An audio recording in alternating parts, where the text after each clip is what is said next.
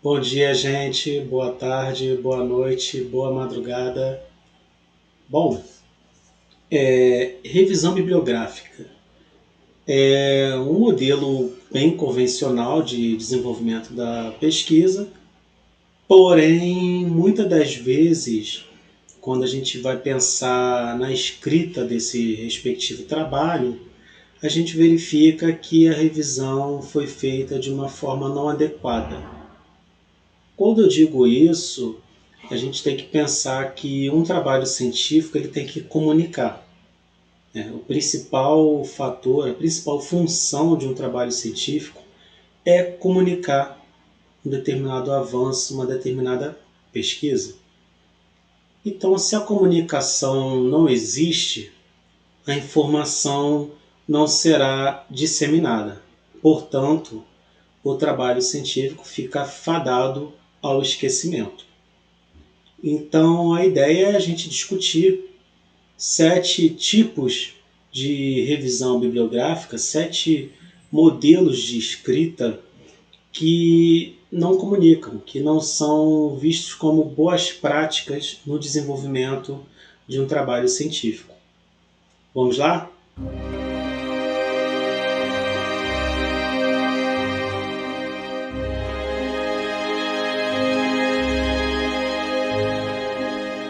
Para facilitar, nesse caso em específico, cabe a gente apresentar esses 7 tipos de revisão bibliográfica por meio de algumas metáforas.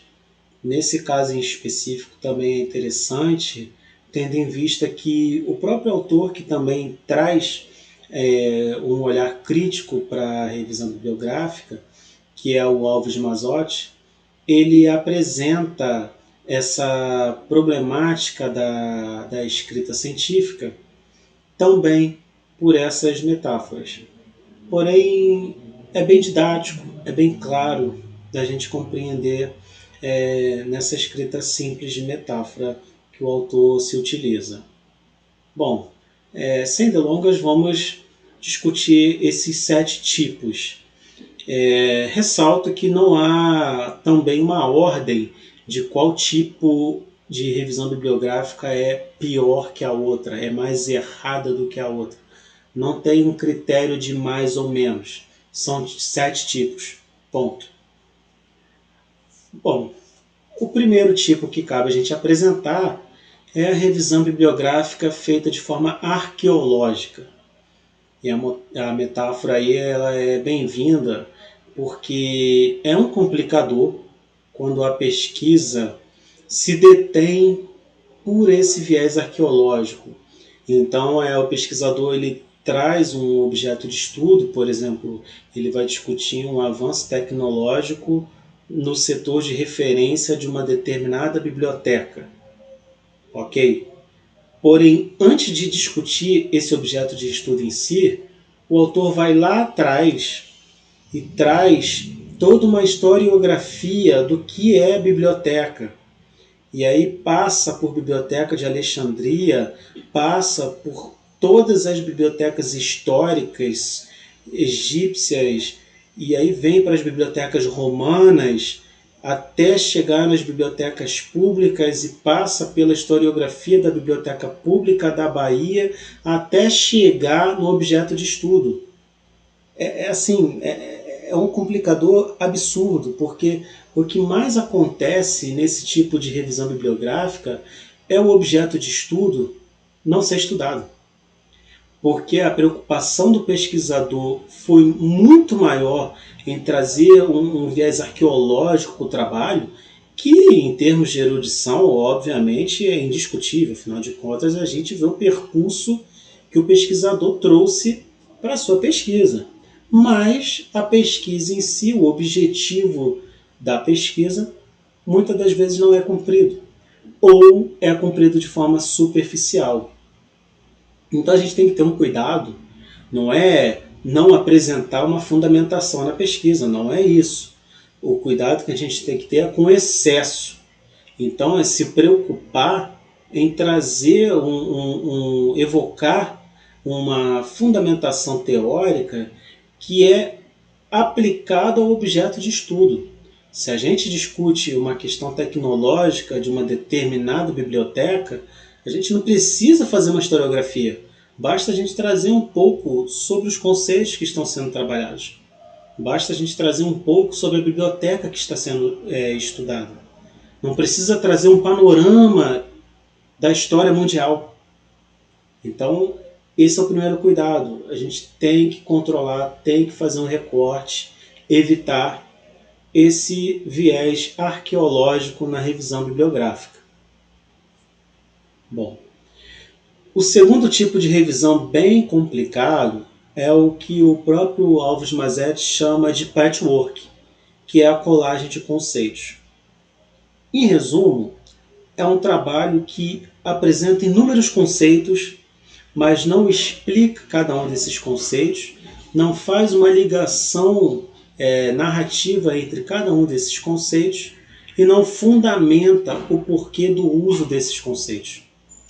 Então são textos que apresentam um monte de autores com um monte de conceitos, mas que não bate um com o outro. Em alguns casos a gente tem até uma explicação de alguma coisa, mas o principal, que é o porquê desses conceitos para o objeto de pesquisa, muitas das vezes some. São conceitos que são explicados, às vezes, pelo pesquisador, mas que não são explicados no porquê dele estar ali para aquele objeto de pesquisa. Então o patchwork é complicadíssimo, porque você fica cheio de lacunas, e para você, pesquisador, que vai se deparar com uma banca, muito provavelmente vai ser indaguido sobre várias questões que não vai saber responder, não vai saber fundamentar, porque não tem como fundamentar um conceito que não foi utilizado. Então a gente tem que ter um cuidado. No caso dos conceitos, menos é mais.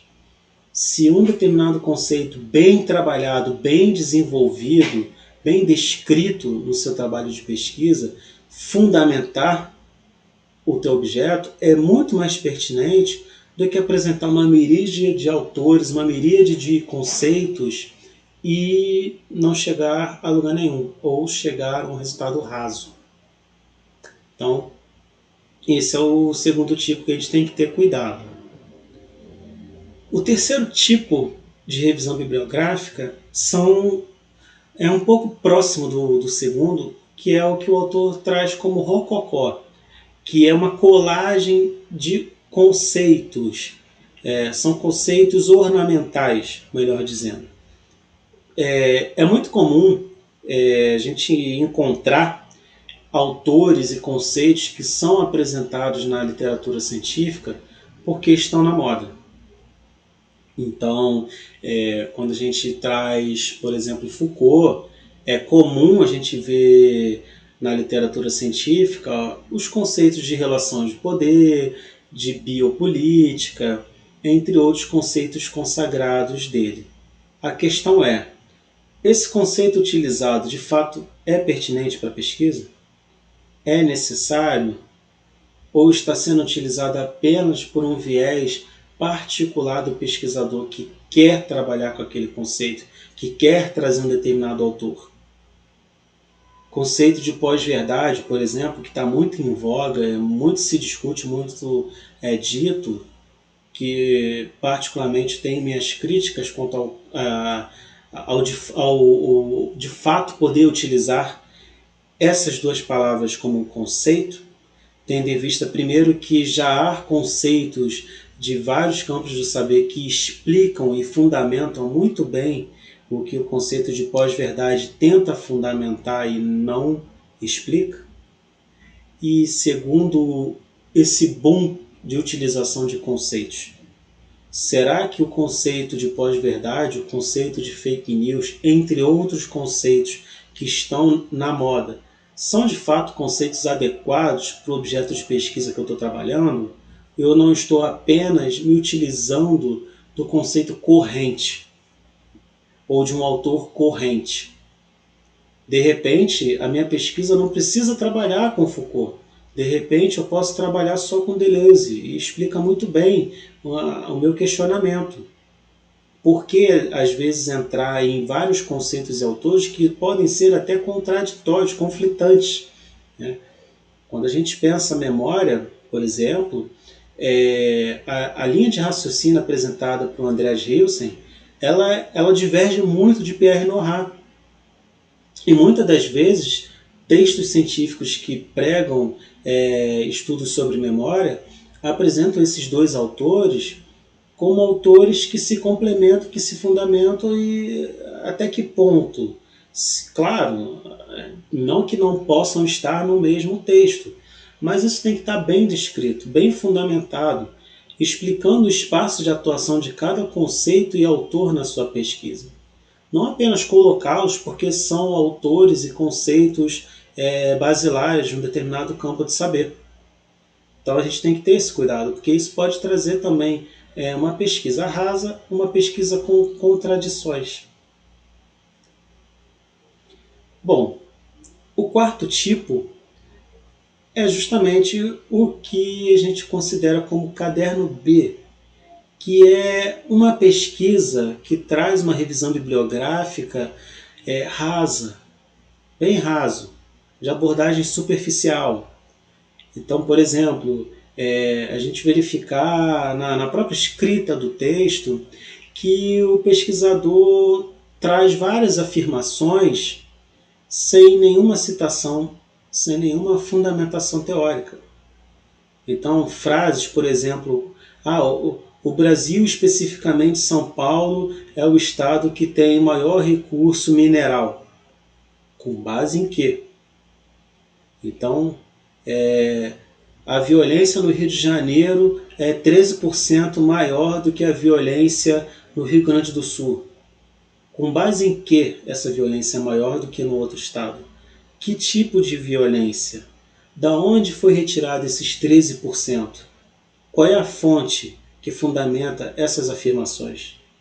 Em resumo, para evitar uma revisão bibliográfica nesse modelo caderno B, nesse modelo raso, é pensar o seguinte: toda afirmação pressupõe uma citação. Se a gente está afirmando alguma coisa, se a gente está trazendo dados, a gente tem que ter a fonte. E a fonte não pode ser apenas vozes do meu pensamento. A fonte pode até ser um caderno, uma palestra, um podcast, pode ser vários recursos que não apenas artigos, dissertações e teses. Mas tem que ser bem fundamentado, bem trabalhado.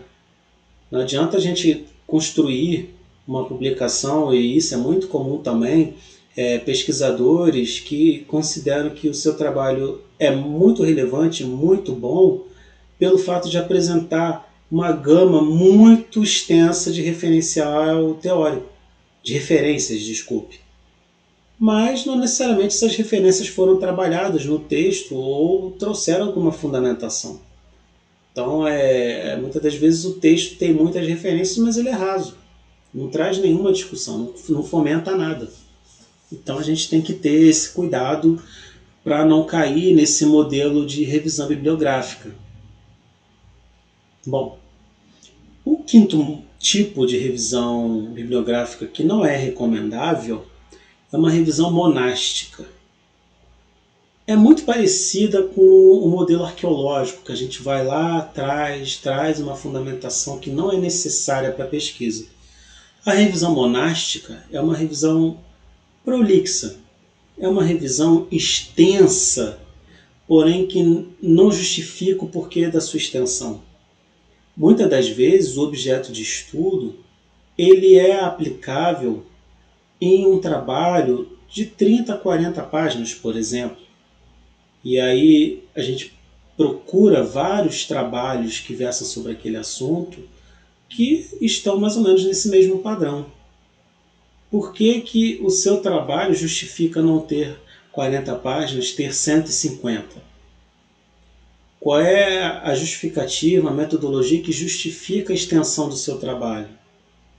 Para a gente não recorrer a um uso excessivo de palavras, autores, conceitos, em que na hora que a banca, na hora que um leitor qualquer vai acessar o seu trabalho, ele chegue na seguinte conclusão: ok, o trabalho tem 100 páginas, mas ele precisava apenas de 25, porque é redundante, é superficial, repete várias vezes a mesma explicação.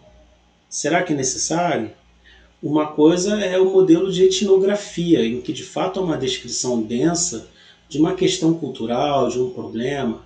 Outra coisa é uma extensão superficial, uma extensão apenas para dar volume ao texto. É o famoso encher linguiça, como a gente conhece no senso comum. Então, já ouvi muito, inclusive, não só de alunos, mas de especialistas que consideram que um trabalho grande é um trabalho de qualidade. Tenho lá minhas dúvidas. A própria tese, por exemplo, do Oswaldo Cruz, que vocês podem acessar na Biblioteca de Obras Raras da Fiocruz, é uma tese que é de apenas 40 páginas. Se não me engano, até menos de 40 páginas, incluindo título, capa, incluindo tudo. E é uma tese brilhante, é um estudo brilhante. São teses que muitas das vezes trazem muitas ilustrações, que o conteúdo descrito nem é de 40 páginas, é 25, 27 páginas. E isso não torna esses materiais de pesquisa ruins ou fracos. Não é, um trabalho ele não é bom porque tem muitas páginas, ele também não é bom porque ele deu conta em poucas páginas. É apenas um volume adequado, controlado, correto. E que não há necessidade de se estender ou que não há necessidade de ter um recorte brusco. Ok? O sexto tipo, e aí há algumas críticas, há alguns autores que discordam, é uma revisão bibliográfica que trabalhe com o viés de colonizado ou xenófobo. Então, por exemplo, por que é um pouco controverso esse tipo de revisão bibliográfica? Há autores que defendem o trabalho ou uma pesquisa que se utilize apenas de referencial teórico nacional, de autores apenas nacionais. Muitas das vezes, esses pesquisadores são críticos no que diz respeito a pesquisadores que se utilizam de autores estrangeiros. É muito comum a gente encontrar em algumas discussões, em alguns temas, a crítica quanto ao uso de um determinado autor, porque é um autor que não é brasileiro. Eu trago um exemplo básico no que diz respeito a textos de discussão de gênero, de feminismo. Há muitos pesquisadores que já criticaram pesquisas do Brasil pelo fato de trabalhar com a Judith Butler, que é uma americana. Só pelo fato da mesma ser americana. Independente das implicações conceituais, independente do quanto pode agregar a uma pesquisa. Claro, a questão não é certo ou errado utilizar autores nacionais ou estrangeiros, colonizados ou xenófobos, como o próprio autor apresenta nessa análise. Não é essa a questão. A questão é a gente fundamentar o porquê do uso de determinados autores. Ou até mesmo porquê de mesclar autores nacionais e estrangeiros. Há uma crítica muito grande também com pesquisas que consideram apenas ou em grande maioria autores estrangeiros, dizendo que pesquisadores que fazem pesquisa dessa forma são pesquisadores que sofrem de síndrome de colonizado. Então perceba que esse tipo de revisão bibliográfica ela não é recomendável e também há inúmeros conflitos no campo acadêmico quanto a uma aplicação desse tipo de pesquisa. Da mesma forma que também há pessoas radicais que trabalham apenas com pesquisadores, por exemplo, de países subdesenvolvidos, não considera o gênero da pessoa e não necessariamente um país americano ou um país europeu, mas trabalham com autores de países, por exemplo, asiáticos, critérios diversos para tentar fugir ou defender a revisão bibliográfica. Mas percebam, todos esses exemplos, muitas das vezes, discutem uma questão muito subjetiva não necessariamente uma questão técnico-conceitual. Então é uma fuga, muitas das vezes, do que de fato deveria ser praticado e discutido, que é a importância daquele autor, daquele estudo para o seu objeto. Então fica uma reflexão quanto a esse tipo de revisão bibliográfica, porque de fato ela é bem conflituosa. O sétimo tipo de revisão bibliográfica não recomendável é a pesquisa feita no formato ventríloco. Essa é uma das mais comuns, que é aquela pesquisa em que o ventríloco todo mundo sabe. É um boneco que fala apenas pela boca dos outros. Há um ser humano controlando o boneco, não é o boneco que está falando, é o outro.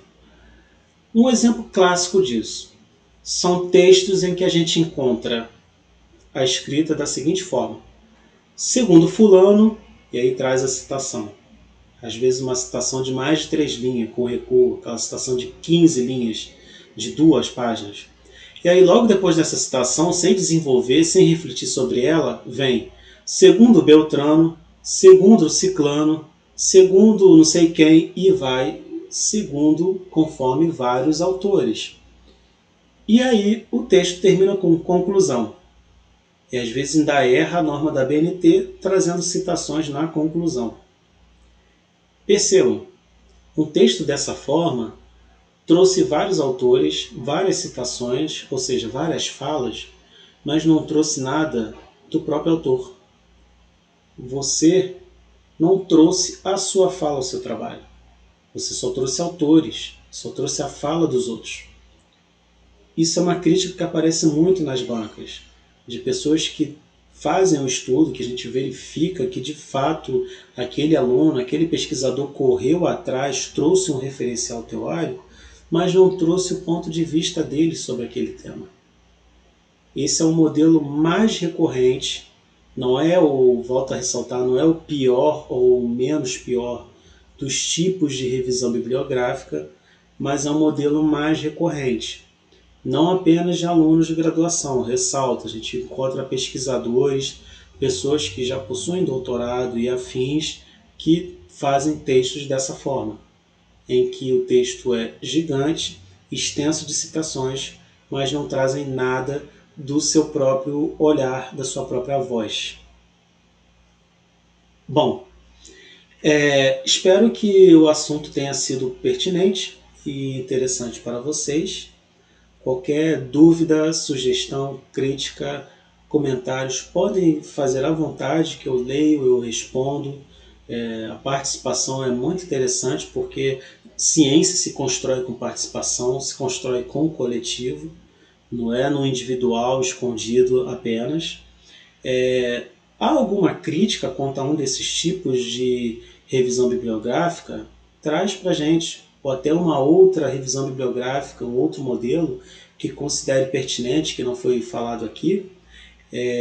Tal como em alguns desses exemplos que eu falei que são conflituosos, complexos, que há conflitos no campo acadêmico, a gente pode desenvolver isso mais também nos comentários, ou até mesmo desenvolver um material a mais para alguma dessas questões. Bom, para quem se interessou por esses conteúdos, ressalto que a ideia é toda semana trazer mais material para cá para o canal, e recomendo para se inscrever para quem quiser acompanhar os novos itens sobre questões acadêmicas ou do campo da biblioteconomia, memória, especificamente do meu objeto de estudo, violência. Por hora é isso, gente. Até logo.